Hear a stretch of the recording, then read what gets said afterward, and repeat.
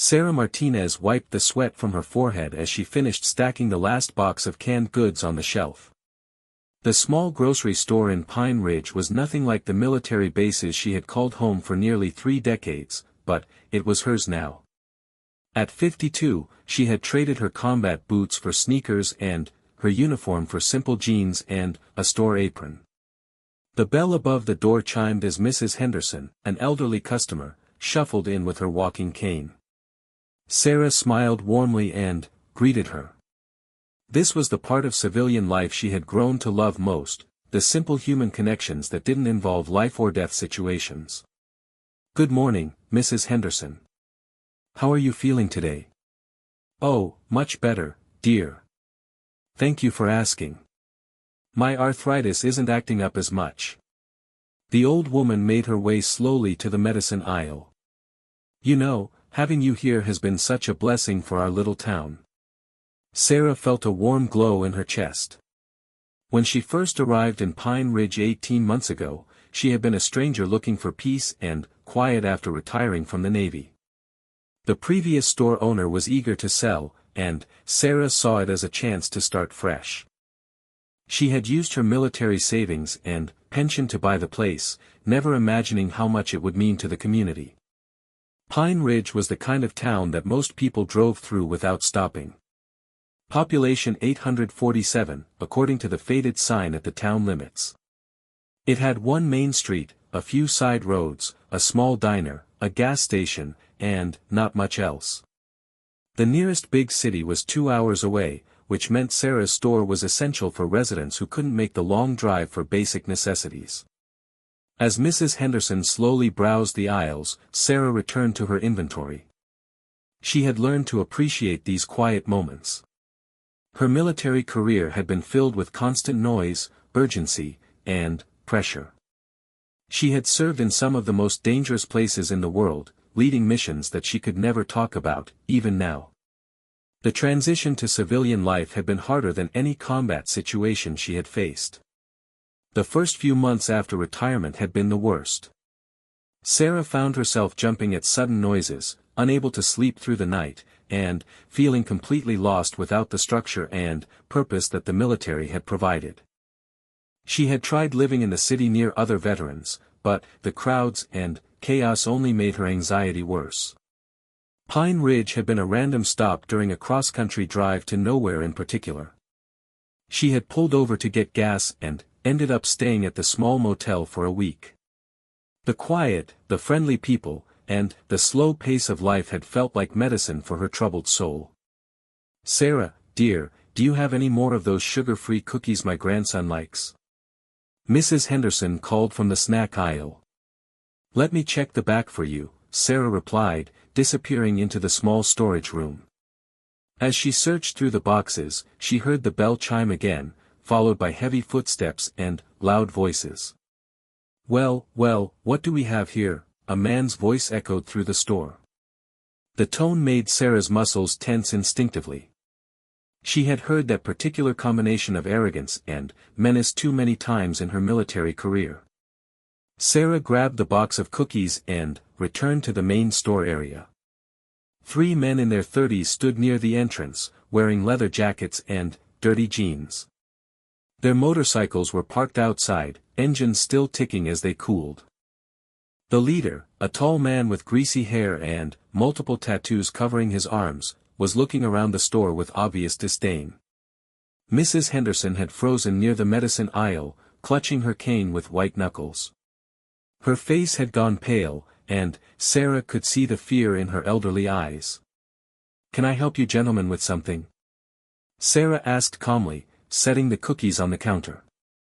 The leader turned to look at her, his eyes scanning her from head to toe in a way that made her skin crawl. "Yeah, you can help us. We're new in town, and we're looking for some hospitality." His 2 companions snickered and moved to block the exit. Sarah's military training kicked in automatically, assessing the situation and potential escape routes. The store had a back exit through the storage room, but that would mean leaving Mrs. Henderson alone with these men. "I have snacks, drinks, and basic supplies. What specifically do you need?" Sarah kept her voice steady and professional. "Oh, we need lots of things," the leader said, stepping closer to the counter. "But, first, we need to establish some ground rules for this little town. You see, my boys and I are planning to stick around for a while, and we want to make sure everyone understands how things work now." Sarah's jaw tightened slightly, but she maintained her calm exterior. "I'm not sure what you mean." "I mean," the leader said, leaning across the counter, "that every business in this town is going to pay us a little insurance money each week. You know, to make sure nothing bad happens to their property or their customers." Mrs. Henderson let out a small whimper from across the store. Sarah's protective instincts flared, but she forced herself to remain still.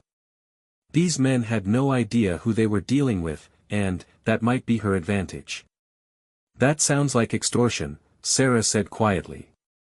The leader laughed, a harsh sound that filled the small store. "That's a big word for a little store clerk. Maybe you don't understand the situation here. This isn't the big city where you can call the cops. The nearest sheriff's office is an hour away, and, by the time anyone shows up, a lot of bad things could happen." One of the other men had wandered over to where Mrs. Henderson stood trembling. "Hey, Grandma, you okay? You look a little scared." "Leave her alone," Sarah said, her voice taking on a slight edge for the first time. "Or what?" the leader challenged. "You gonna stop us? Look around, lady. There's 3 of us and 1 of you. Plus an old woman who can barely walk. I'd say we hold all the cards here." Sarah's mind was racing through possibilities. She could see that Mrs. Henderson was on the verge of panic, which could lead to a heart attack or fall. The men were clearly experienced at intimidation and, probably violence. They had positioned themselves strategically and were testing her reactions. "How much are you asking for?" Sarah asked, buying time while she planned her next move. "Now you're being smart," the leader grinned, showing yellowed teeth. "For a nice little place like this, I'd say $200 a week should cover it." "That's not so much, right? Just the cost of doing business safely." $200 a week. Sarah repeated. "That's more than most small businesses here make in profit." "That's not our problem. Maybe you need to raise your prices. Or maybe you need to find a different line of work." The leader's grin became more menacing. "Of course, if you're not interested in our protection services, we might have to demonstrate what happens to businesses that don't cooperate." He nodded to one of his companions, who immediately swept his arm across a display of canned goods, sending them crashing to the floor. Mrs. Henderson cried out in fear and nearly lost her balance. "Oops," the man said with fake innocence. "Accidents happen when there's no protection around." That was enough for Sarah. Her military training had taught her to identify the moment when a situation moved from negotiation to active threat, and that moment had just arrived. But, she also knew that the best warriors chose their battles carefully. "You're right," she said, surprising them with her sudden cooperation. "I can see that you're serious about this. Let me get the money from my safe in the back room." The leader looked pleased with himself. "Now you're being reasonable. We'll wait right here while you get it. And, don't try anything stupid, we'll be watching your old friend here." Sarah nodded and walked calmly toward the storage room, her mind already working on the next phase. These men had made several critical mistakes. They had assumed she was helpless, they had threatened an innocent elderly woman, and they had no idea about her background. Most importantly, they had just committed extortion and destruction of property in front of a witness. As she reached the storage room, Sarah could hear them talking loudly to each other about how easy this was going to be and which businesses they would hit next. They were already counting money they didn't have and planning their reign of terror over Pine Ridge. Sarah opened her safe, but, instead of money, she pulled out something far more valuable, her secure satellite phone, a piece of equipment she had kept from her military days. She also grabbed a small digital camera that she used for inventory purposes. Pine Ridge might be isolated, but Sarah Martinez had connections that these petty criminals could never imagine. She had served with honor for 29 years, earning the respect of colleagues who now held positions throughout law enforcement and military organizations. More importantly, she had never forgotten the oath she took to protect innocent people from exactly this kind of threat. As she prepared to return to the main store, Sarah allowed herself a small, cold smile. These men had picked the wrong town and, definitely the wrong woman. They wanted to play games of intimidation and fear, but they were about to learn that some people don't scare easily. Mrs. Henderson was still standing frozen in the medicine aisle, and the three men were examining other items they might destroy to make their point. They looked confident and relaxed, already imagining themselves as the new power in Pine Ridge. They had no idea that their comfortable little extortion scheme was about to become the biggest mistake of their lives. Sarah took a deep breath and walked back into the main store area, ready to show these would-be criminals exactly why you should never threaten a Navy SEAL veteran, even a retired one. Sarah walked back into the main store area, her satellite phone discreetly tucked into her back pocket. The three men were now examining her cash register, clearly planning to help themselves to whatever money was inside. "Did you get lost back there?" the leader asked mockingly. "We're starting to think you might be trying to pull something over on us." "No tricks," Sarah replied calmly. "But, I need to ask you something first. Are you sure you want to do this? Pine Ridge is a peaceful town, and these people don't deserve to live in fear." The leader burst into laughter. "Are you seriously trying to give us a lecture? Lady, you have no idea who you're dealing with. We've done this in a dozen towns across 3 states. Nobody stops us because nobody can stop us. What's your name?" Sarah asked, genuinely curious. "Why do you care?" "Because I like to know who I'm dealing with. It's just polite." The man puffed up his chest proudly. "The name's Rex Malone. These are my associates, Danny and Pete. We're part of a bigger organization that knows how to take care of business. You might have heard of the Iron Wolves Motorcycle Club." Sarah nodded thoughtfully. She actually had heard of them. They were a criminal organization that specialized in drug trafficking, illegal weapons sales, and extortion. The FBI had been tracking them for years, but they were smart enough to operate in small groups and avoid major cities where law enforcement was more organized. "Rex, I have to ask you to reconsider this," Sarah said. "These people are good, honest folks. They work hard for their money, and they don't have much to spare." "That's their problem, not ours," Danny chimed in. He was shorter than Rex but had the build of someone who enjoyed violence. "Maybe they need some motivation to work harder." Pete, the third member of the group, was examining the security camera in the corner of the store. "Hey Rex, should we worry about this camera?" "Nah, it's probably fake. Most of these small-town stores can't afford real security systems." Rex turned back to Sarah. "Besides, even if it's real, who's gonna see the footage? The local sheriff who comes around once a month?" Sarah almost smiled at that comment. The security camera was indeed real, and it was connected to a digital system that automatically backed up footage to a secure cloud server. But, more importantly, these men had just confessed to being part of a criminal organization while threatening extortion, all on camera. "Look, I can see you're determined to do this," Sarah said, slowly reaching for her phone. "Let me just call my insurance company to let them know what's happening. They'll want to know about any potential claims." "Smart thinking," Rex nodded approvingly. "It's always good to plan ahead." Sarah pulled out her satellite phone, which looked different enough from a regular cell phone that the men didn't immediately recognize it. Instead of calling an insurance company, she was connecting to a secure military communication network that she still had access to as a retired veteran. "Yes, this is Sarah Martinez," she said into the phone, using a code phrase that would immediately identify her to the person on the other end. "I need to report a code yellow situation in Pine Ridge. 3 individuals claiming to be Iron Wolves are currently engaged in extortion and intimidation. GPS coordinates follow. Rex frowned and stepped closer.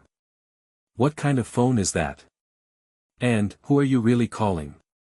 Insurance company, like I said, Sarah replied, ending the call.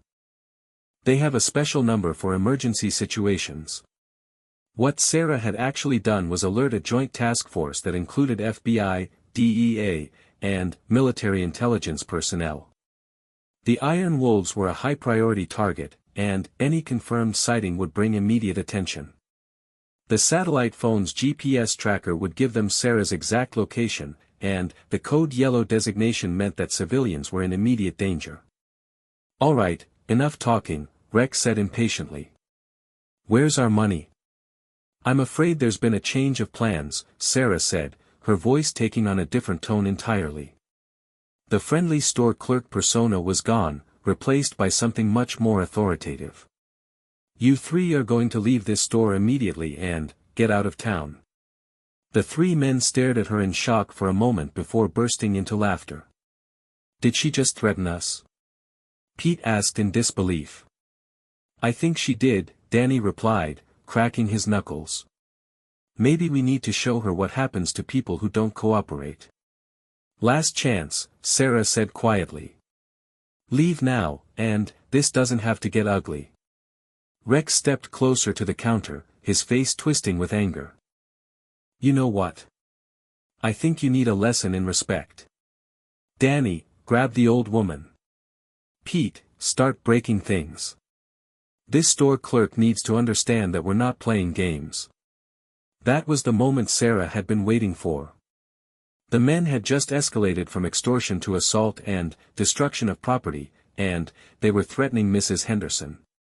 In her military career, Sarah had learned that sometimes the best way to end a fight was to end it quickly and decisively. As Danny moved toward Mrs. Henderson, Sarah vaulted over the counter with a speed and grace that caught all 3 men completely off guard. Her 29 years of military training kicked in instantly, and her body remembered every lesson in hand-to-hand combat she had ever learned. Danny reached for Mrs. Henderson's arm just as Sarah's elbow connected with his solar plexus. The blow was precisely calculated to incapacitate without causing permanent damage. Danny doubled over, gasping for air, and Sarah smoothly transitioned into a move that sent him to the floor unconscious. Pete, seeing his companion drop, lunged at Sarah with a wild swing. Sarah ducked under his punch and used his momentum against him, grabbing his arm and using a judo throw that sent him crashing into a display of breakfast cereals. He hit the shelves hard and stayed down, dazed and confused. Rex, the leader, was reaching for something inside his jacket, probably a weapon. Sarah moved faster than he could have imagined possible, closing the distance between them in 2 quick steps. Her hand shot out and grabbed his wrist in a grip that he later described to police as feeling like a steel vice. I wouldn't do that if I were you, Sarah said calmly, applying just enough pressure to make him realize that she could break his wrist without much effort. What the hell are you? Rex gasped, staring at her in shock. I'm someone who doesn't like bullies, Sarah replied, forcing him to his knees with a pressure point technique that sent shooting pain up his arm. Especially bullies who threaten innocent people. Mrs. Henderson, who had witnessed the entire confrontation, was staring at Sarah with wide eyes. My goodness, dear, where did you learn to do that? The Navy, Sarah replied, keeping her grip on Rex while checking to make sure the other 2 men were no longer a threat. Mrs. Henderson, could you please call Sheriff Martinez? Tell him we have some visitors who need to be arrested for extortion and assault. Sheriff Martinez?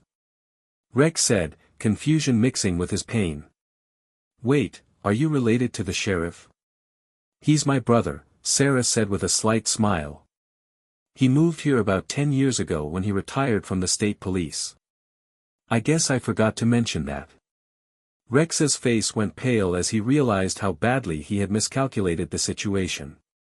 Not only had they tried to extort a retired Navy SEAL, but her brother was the local sheriff. This is impossible, Pete mumbled from where he lay among the scattered cereal boxes. "You're just a store clerk." "Actually, I'm a retired Navy SEAL with 29 years of service," Sarah corrected him. "I served in Afghanistan, Iraq, Syria, and several other places I'm not allowed to talk about. I've led special operations missions against some very dangerous people, and I've never failed to complete an objective." Danny was starting to regain consciousness, groaning and holding his stomach. "You hit like a truck," he wheezed. "That's because I was trained by some of the best warriors in the world," Sarah explained, maintaining her grip on Rex. "When you spend 3 decades learning how to neutralize threats quickly and efficiently, it becomes second nature." The sound of sirens could be heard in the distance, getting closer by the minute. Sarah's satellite phone had done more than just alert the Joint Task Force, it had also automatically notified local law enforcement through the Emergency Response Network. "You're in a lot of trouble," Rex said weakly, trying to salvage some dignity from the situation. "The Iron Wolves don't forget people who cross them. We have connections, resources, people in high places." "So do I," Sarah replied matter-of-factly. "The difference is that my people wear badges and carry legal authority. Your people are criminals who are about to spend a very long time in federal prison." The sirens were getting louder, and Sarah could see the flashing lights of multiple police cars approaching the store. Her brother Miguel had obviously called for backup, which meant he was taking this seriously. "Mrs. Henderson, are you all right?" Sarah asked, still keeping Rex immobilized. "I'm fine, dear, just a little shaken up. I've never seen anything like that in my entire life. You moved like you were dancing, but those big men just fell down like they were made of paper." "It's all about leverage and technique," Sarah explained. "Size and strength don't matter much when you know exactly where and how to apply pressure." The first police car pulled up outside the store, followed quickly by 2 more. Sheriff Miguel Martinez stepped out of the lead car, and Sarah could see the family resemblance immediately. He was younger than Sarah by 5 years, but they had the same dark hair and steady brown eyes. "Sarah, what happened here?" Miguel asked as he entered the store, taking in the scene of 3 men on the floor and his sister standing calmly over them. "These gentlemen tried to extort protection money from my store," Sarah explained. "When I declined their offer, they became violent and threatened Mrs. Henderson. I defended myself and subdued them until you could arrive." Miguel looked around at the scattered merchandise and the 3 groaning men. "All 3 of them?" "They weren't very good at it," Sarah said modestly. Rex, still on his knees with his arm twisted behind his back, looked up at Miguel with desperate eyes. "Sheriff, you need to arrest your sister. She attacked us for no reason. We were just shopping, and she went crazy." "Is that so?" Miguel replied dryly. "Well, it's interesting that you call me sheriff.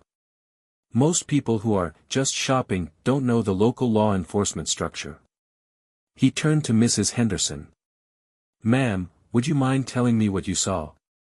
Mrs. Henderson, who had recovered her composure, gave a detailed account of everything that had happened. She described the men's demands for protection money, their threats, and their attempt to assault her before Sarah intervened. "There's also security camera footage," Sarah added, pointing to the camera in the corner. "Everything is recorded and automatically backed up to a secure server." Miguel nodded and began reading the 3 men their rights while his deputies secured them. As they were being handcuffed, Rex made one last desperate attempt to regain control of the situation. "This isn't over," he threatened. "The Iron Wolves will come for both of you. You have no idea what you've started."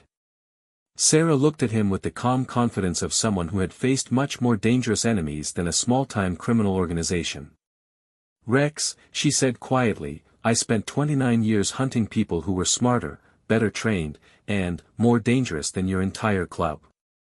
The Iron Wolves don't scare me. Nothing you could do even comes close to what I've already survived. As the three men were loaded into police cars, Sarah realized that her quiet retirement in Pine Ridge had just become much more complicated. 3 weeks after the incident at the store, Sarah was beginning to think that maybe Rex's threats had been empty bluster. Life in Pine Ridge had returned to its peaceful routine, and the story of how the quiet store owner had single-handedly defeated 3 criminals had become the stuff of local legend. Sarah was restocking the dairy section when her satellite phone buzzed with an encrypted message. She glanced around to make sure no customers were watching before checking the screen. The message was from Agent Jennifer Walsh, her former Navy intelligence contact who now worked with a joint FBI task force. Iron Wolves planning retaliation. Intelligence suggests 8 to 12 members heading to Pine Ridge.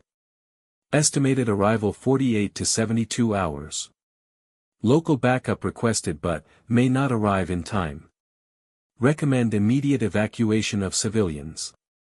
Sarah's blood ran cold. She had expected some kind of response from the motorcycle club, but 8 to 12 members meant they were taking this seriously.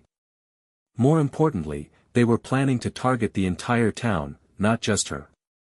She immediately called her brother Miguel, speaking in code they had developed during their respective law enforcement careers. Miguel, it's Sarah. I just got word that we might have some weather coming in. The kind that could damage property and hurt people. Miguel understood immediately. How bad and how soon? Bad enough that everyone should probably visit their relatives out of town for a few days. Soon enough that they should pack tonight. There was a long pause as Miguel processed this information. I'll start making calls. Can you handle the store situation? Already on it, Sarah replied, ending the call. Sarah's mind shifted into tactical planning mode, something she hadn't done since retirement. She needed to evacuate as many civilians as possible while preparing defensive positions for anyone who couldn't leave. More importantly, she needed to turn Pine Ridge from a soft target into something that would discourage the Iron Wolves from carrying out their revenge plan. Her first stop was Mrs. Henderson's house, a small cottage 2 blocks from the store. The elderly woman answered the door with a bright smile that faded when she saw Sarah's serious expression. Mrs. Henderson, I need you to pack a bag and go stay with your daughter in Denver for a few weeks, Sarah said without preamble. But, why, dear? What's wrong? Sarah explained the situation as gently as possible, emphasizing that it was just a precaution but that the threat was real. Mrs. Henderson, who had lived through World War II and the Cold War, understood the gravity of the situation immediately. What about you, dear? Are you leaving too? I'll be fine, Sarah assured her. But, I need to know that good people like you are safe. As Mrs. Henderson packed, Sarah visited every house and business in Pine Ridge. Most residents agreed to leave immediately when they understood the danger. A few, including the diner owner Jake Morrison and the gas station manager Tommy Chen, insisted on staying to protect their properties. These are our homes and businesses, Jake said firmly. We're not going to be run out of town by a bunch of thugs. Jake, these aren't just thugs, Sarah explained patiently. The Iron Wolves are a serious criminal organization with military-grade weapons and combat training. They're coming here specifically for revenge, and they won't hesitate to hurt innocent people. Then, we need to be ready for them, Tommy added. You showed us that they can be stopped. Maybe it's time Pine Ridge stood up for itself. Sarah realized that some of the townspeople had misunderstood what had happened at the store. They saw her victory over 3 criminals as proof that the Iron Wolves could be easily defeated, not understanding the difference between subduing surprised amateurs and fighting a prepared military-style assault. Listen to me carefully, Sarah said, gathering the dozen residents who had chosen to stay. What happened at my store was completely different from what's coming. Those 3 men were overconfident and unprepared. They expected to intimidate a helpless store clerk, not fight a trained soldier. She paused to make sure they were listening. The Iron Wolves know exactly who they're dealing with now. They'll come prepared for a fight, with superior numbers and firepower. If you stay, you need to understand that this could go very badly. Miguel arrived with 2 of his deputies, carrying additional weapons and tactical gear. Sarah, I've been in contact with the state police and the FBI. They're sending backup, but the earliest they can get here is tomorrow evening. That's cutting it close, Sarah observed. How many people are staying? 14, including us, Miguel replied. I tried to convince them to leave, but they're determined to defend their town. Sarah looked around at the faces of the people who had chosen to stay. They were good, honest folks who had lived in Pine Ridge their entire lives.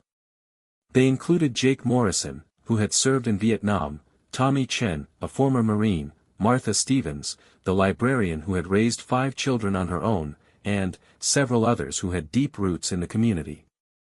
All right, Sarah said, making a decision that would change everything. If we're doing this, we're going to do it right. But, that means following my lead completely. No heroes, no individual decisions, and absolute discipline. Can you all commit to that? Everyone nodded, though Sarah could see the nervousness in their eyes as the reality of the situation began to sink in. Sarah spent the next several hours turning Pine Ridge into a tactical stronghold. Her military engineering knowledge proved invaluable as she identified strategic positions, established fields of fire, and created defensive barriers using available materials. The gas station became the primary defensive position due to its elevated location and clear sight lines down Main Street. Sarah helped Tommy position fuel drums to create cover while ensuring they wouldn't become explosive hazards.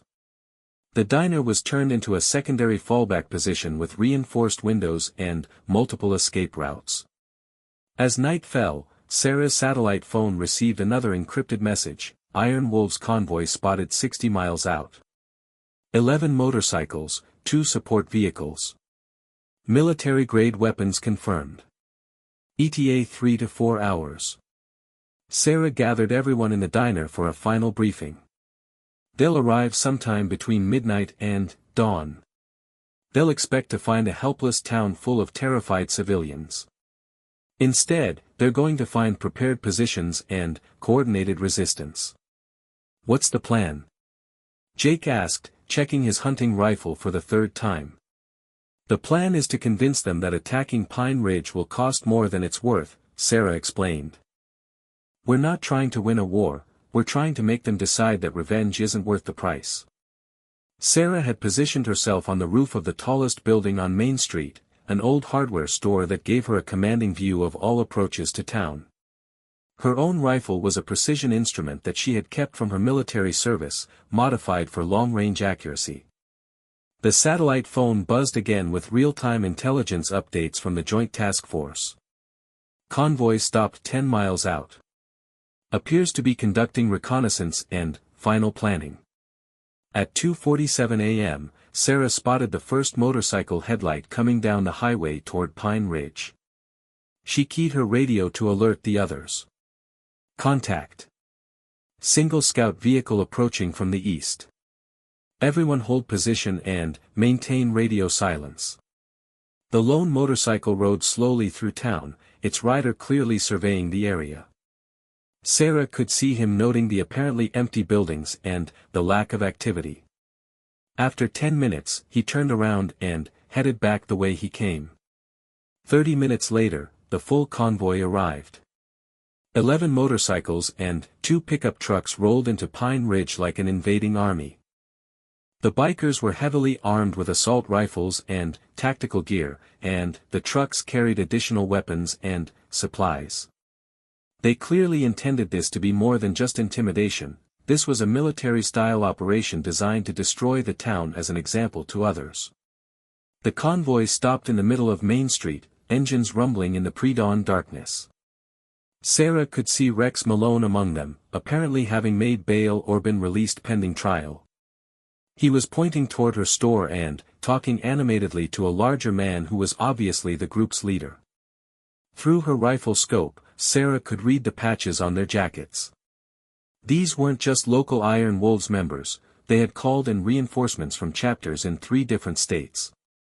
The leader's patch identified him as Butcher Bill Kowalski, a name Sarah recognized from federal wanted posters. The Iron Wolves began to spread out through town in a coordinated pattern that showed real tactical planning. They were checking buildings systematically, looking for residents to terrorize and property to destroy. 4 of them headed directly for Sarah's store while others moved toward the diner and gas station. Sarah keyed her radio one final time. Execute defensive plan. Remember, aim for center mass and don't waste ammunition. Wait for my signal. The first shots came from the gas station as 3 Iron Wolves tried to kick in the door. Tommy Chen's military training served him well as he fired controlled bursts from behind his improvised fortification. 2 of the attackers dove for cover behind their motorcycles while the third was hit in the shoulder and fell. The sound of gunfire shattered the quiet night, and, suddenly, Pine Ridge became a battleground. Sarah's first shot took out the leader of the group attacking her store, a clean hit from 200 yards that dropped him instantly. Her second shot disabled one of the trucks by puncturing the engine block, preventing any escape in that direction. The Iron Wolves had expected to encounter terrified civilians who would beg for mercy. Instead, they found themselves under accurate fire from multiple positions by people who knew how to shoot. The surprise was complete, and their tactical advantage disappeared immediately. "What the hell is happening?" she could hear one of the bikers shouting over the gunfire. "These are supposed to be just regular townspeople." Butcher Bill was screaming orders, trying to regain control of the situation. "Find that sniper. Charlie Team, flank left. Delta Team, suppress the gas station." But, the Iron Wolves' military-style tactics were being countered by someone with superior training and better defensive positions. Every time they tried to advance, precise fire forced them back. Every time they tried to regroup, Sarah's rifle found another target. The battle raged for 20 minutes before Butcher Bill realized they were outmatched. 3 of his men were down, 2 vehicles were disabled, and they had barely managed to scratch the town's defenses. "Fall back," he ordered. "This is a tactical withdrawal." As the surviving Iron Wolves retreated on their remaining motorcycles, Sarah allowed herself a small smile. Phase 1 of her plan had worked perfectly. They had demonstrated that Pine Ridge could defend itself. But, Sarah knew that Butcher Bill wasn't the type to give up easily. The Iron Wolves would regroup, plan better, and come back with overwhelming force. The real battle was just beginning. Dawn broke over Pine Ridge with an eerie quiet that felt nothing like the peaceful mornings Sarah had grown to love. Smoke still drifted from the damaged motorcycles the Iron Wolves had left behind, and bullet holes in several buildings served as stark reminders of the night's violence. Sarah climbed down from her rooftop position, her rifle still warm from the engagement. The townspeople who had stayed to fight were gathered in the diner, tending to minor wounds and checking ammunition supplies. Remarkably, none of them had been seriously injured, a testament to both their preparation and Sarah's tactical planning. "How long before they come back?" Jake Morrison asked, accepting a cup of coffee from Martha Stevens with hands that only trembled slightly. "Soon," Sarah replied honestly. "Butcher Bill isn't going to accept this defeat. He'll call in more people, better weapons, and probably professional help. We bought ourselves some time, but not much." Miguel was examining one of the wounded Iron Wolves members who had been left behind during the retreat. "This one's not talking, but I found something interesting in his jacket." He held up a military-style radio and what appeared to be a detailed map of Pine Ridge with strategic positions marked. "They've been planning this for weeks," Sarah realized, studying the map. "Look at these notations, they know every building, every potential hiding spot, even the water and power infrastructure." Tommy Chen, whose gas station had held off the main assault, wiped grease from his hands as he joined the group. "Sarah, there's something you should know. While you were on the roof, I heard them talking on their radios. They mentioned bringing in someone called the Colonel, and something about military-grade explosives." Sarah's expression darkened. She knew exactly who the colonel was, Marcus Sterling, a disgraced former Army Special Forces officer who had been court-martialed for war crimes and now sold his services to criminal organizations.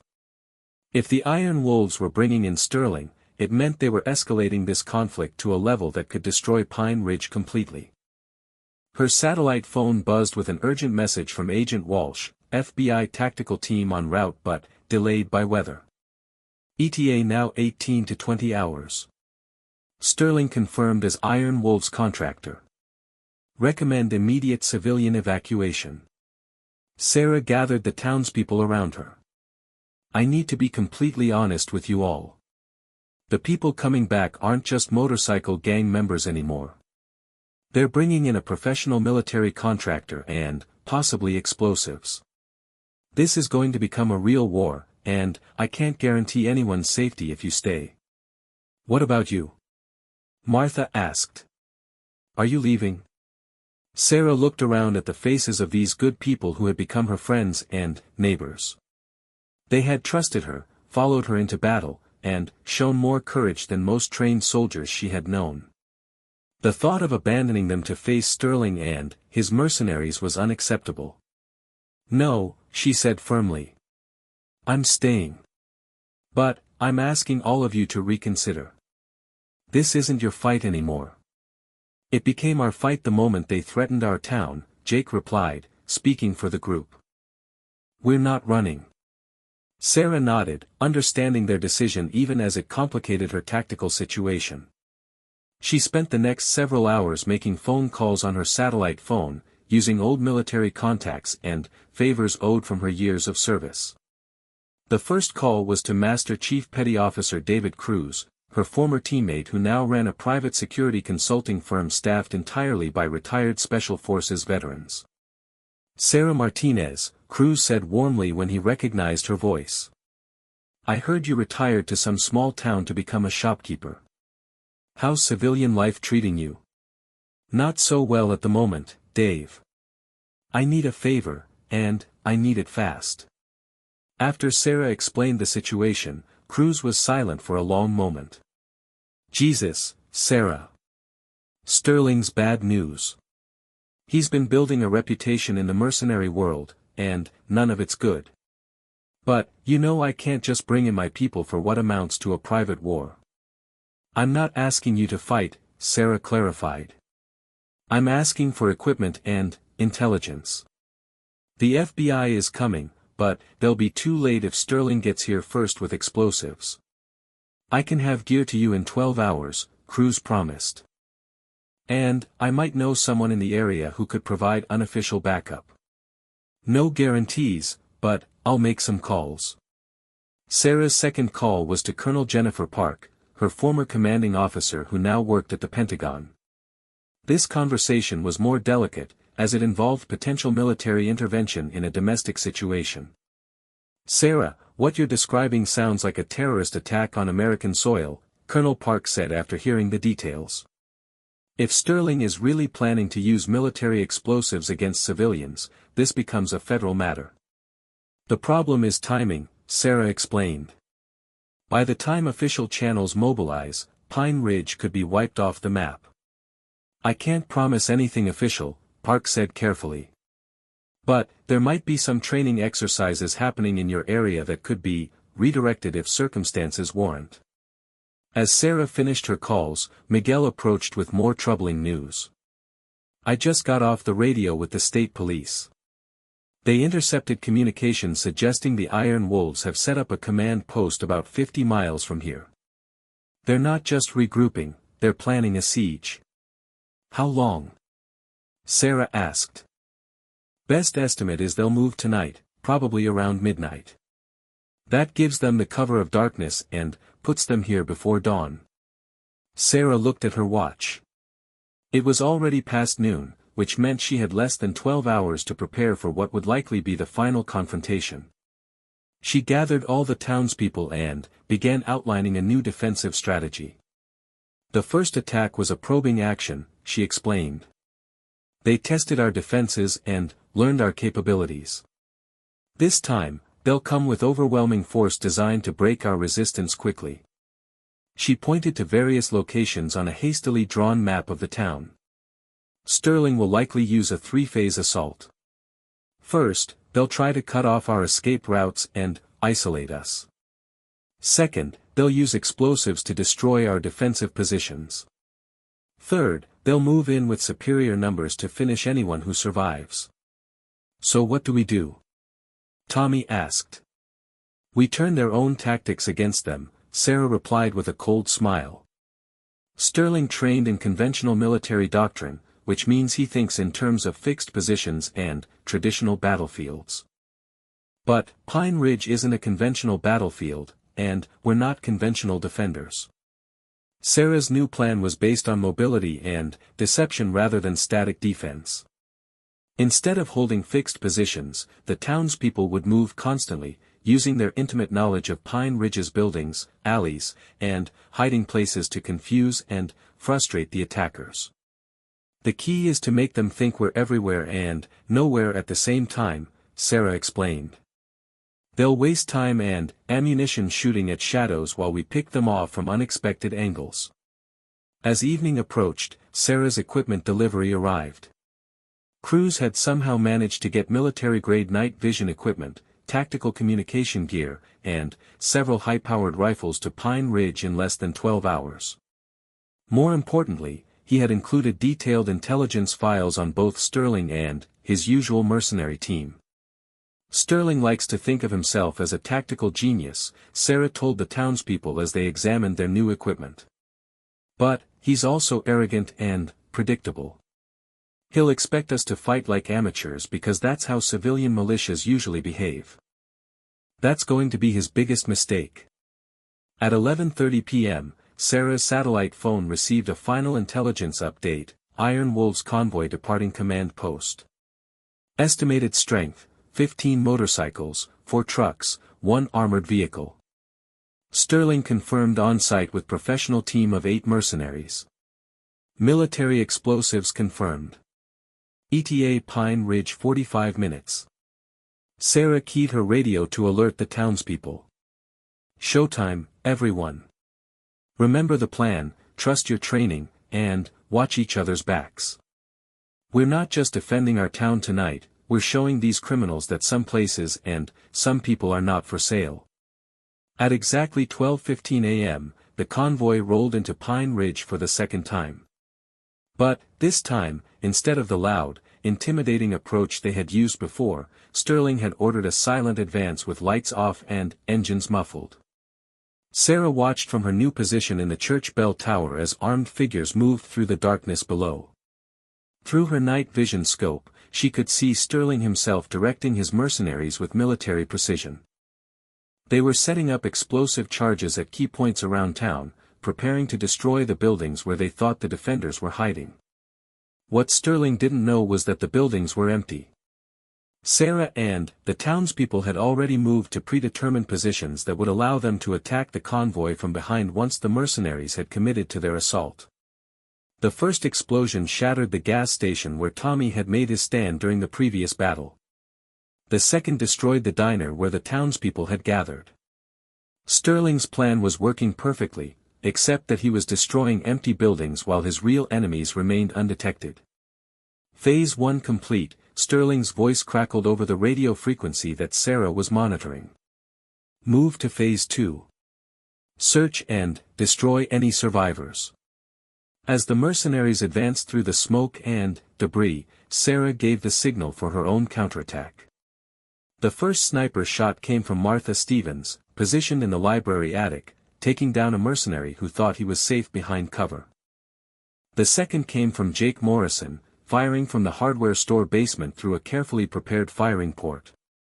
Suddenly, Sterling's organized assault became chaos as his professional soldiers found themselves under attack from positions they hadn't even considered. Sarah's tactical radio network allowed the townspeople to coordinate their movements while the mercenaries struggled to understand what was happening. "This is impossible," one of Sterling's men shouted over the radio.